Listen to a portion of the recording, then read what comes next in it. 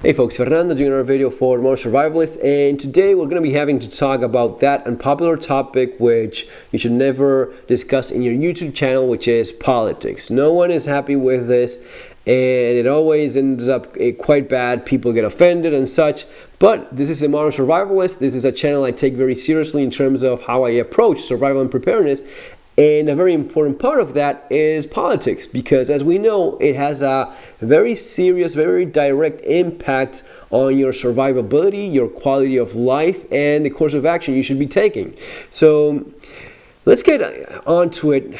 Before, if anyone that's, for those of you guys that are more new to the channel and such, if you're wondering what is my political stance, I've always been more of the libertarian, Ron Paul type of mentality and type of politics, and on more of a practical term, because the world is not the ideal place some politicians wish it would be. On practical terms, in the recent elections, I voted for Vox. Vox, look it up in Spain. Vox, a political party, would be considered right. Some would say it's far right. I don't think it is far right at all. I think it's more of a traditional conservative right party. That's what I voted for. That's what I support at the moment. So those are my politics as of right now, which may change depending on what's available, what's happening in the world. But in case you have certain curiosity about that, that's where I stand. Now, in terms of studying and analyzing politics from a survival perspective, you have to look at what is, not slightly different, or I'm somewhat okay with it or not, but what is downright dangerous politics, like if communist type of politics, that's freaking dangerous. Socialists in the more traditional, stealing stuff from people and the government taking over private property type of socialism, that is quite dangerous as well. You have to be very careful about that and keep your eye out and see what's in the horizon. So right now in the United States, you have a situation where pretty much everyone is happy with Trump. At least those of the more like-minded type of folks are quite happy with Trump. You don't have Obama there anymore. You avoided Hillary Clinton. Everything is fine. Kind of. So some things have gone down in terms of gun rights that I honestly don't like all that much. The bump stock ban was pretty bad, but in general, you're looking at another term of Trump winning next year. So on that front, things are somewhat safe. Now, you have to look at what's also happening in the background. You have to look at what it's becoming more accepted, and what could potentially be the politician that will be maybe running for office one day, maybe even winning one day. And that is a very dangerous variety of communist, far left-leaning politicians that has been arising and gaining notoriety over these last few years, and it deserves your attention. And I don't think people are taking it as seriously as they should. You're talking about some very far left communist type of politics, and that is no joke. You could say that there's always been a spectrum in terms of politics in the United States, even within the Democratic or the Republican Party. You have a spectrum within those. But I don't think you've ever had something so far left as you have right now. And one of the things that's quite concerning is the acceptance of the use of violence by those people. And I'm talking specifically about the Antifa crowd, and even more, these redneck revolt groups, which are pretty much Antifa communists arming themselves and training with guns. And some people laugh and joke about it as they don't know how to shoot properly. They're your typical overweight, green-haired lesbian with a pink AR. Sure, she sucks and all that, but you know what? She's still someone with a gun that's willing to use it against you. Now, I've come across people that were, well, at least they're showing an interest in firearms.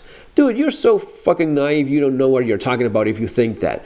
That is not like you or me. That is not a like-minded person. That is not one of us. She's not a gun person in terms terms of someone that appreciates freedom and liberty. That's a gun person using it to attack people like you and me. All right, that's not one of us. That's someone with a very different idea of what a gun should be used for.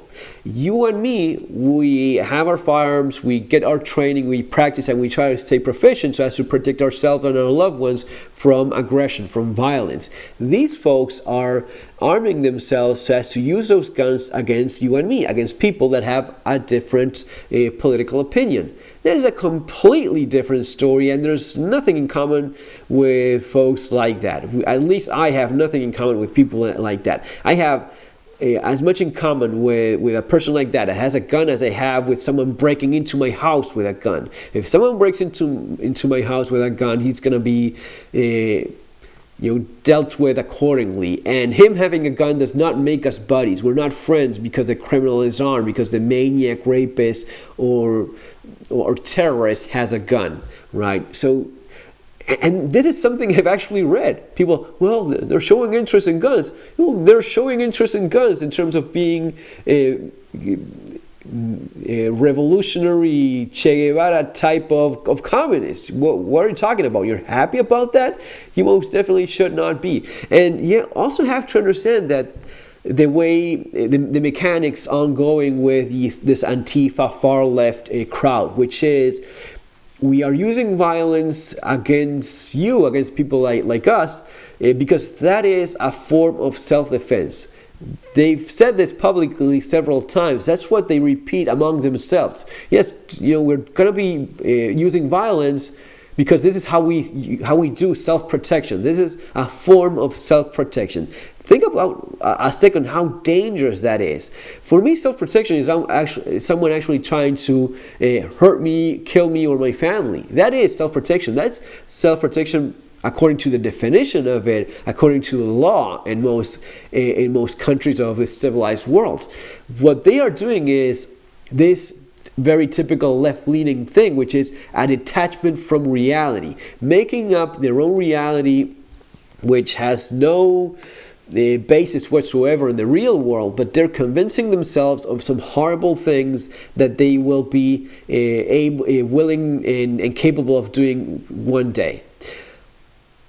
Look at how things had changed also, because you may think, okay, I've seen left-leaning politics in the United States. Well, you've never seen, at least until recently, you've never seen armed communists on the streets of the United States, or have you?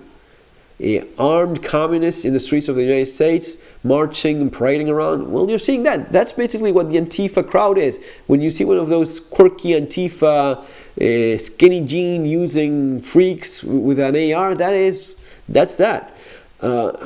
They will not have the will to use it. It's all talk.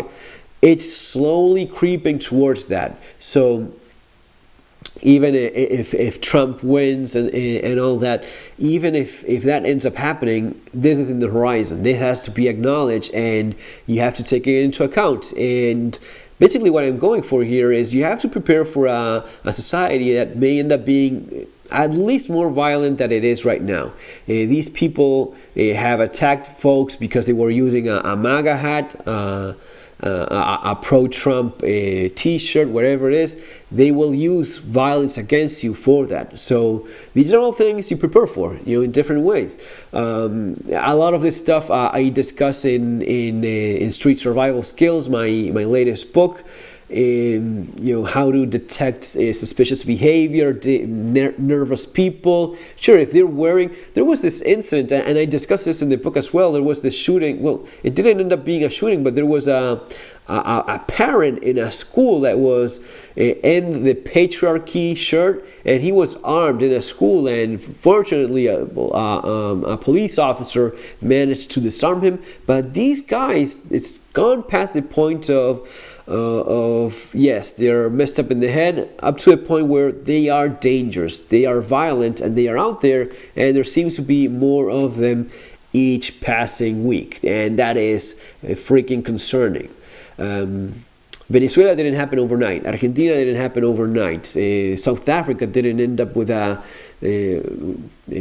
regime in power overnight.